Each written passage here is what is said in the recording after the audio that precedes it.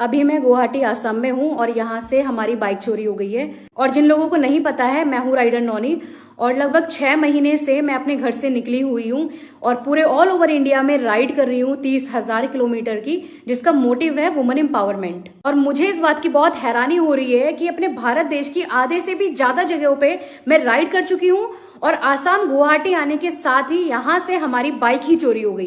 तो north east में enter करने के साथ ही कुछ और लोगों ने भी मेरी इस राइड को ज्वाइन किया था और हम लोगों का प्लान था कैंपिंग करने का। लेकिन कल शाम हम गुवाहाटी सिटी पहुंचे तो हमने स्टे के लिए यहाँ पे गेस्ट हाउस लिया, जहाँ लगभग 2:30 बजे हमारी बाइक गायब कर दी गई। बात को इस वीडियो से बताने का पर्पज ये है कि इस पूरी घटना से मेरी इस पूरी राइड पे बहुत बड़ा इम्पैक्ट पड़ने वाला है। कैसे कैसे अपनी इस जर्नी को कंप्लीट कर रही हूँ, कहां से कैसे कैसे फाइनेंस को अरेंज कर रही हूँ, इस बात का सिर्फ मुझे ही पता है। और अभी मुझे आप लोगों के साथ की बहुत जरूरत है।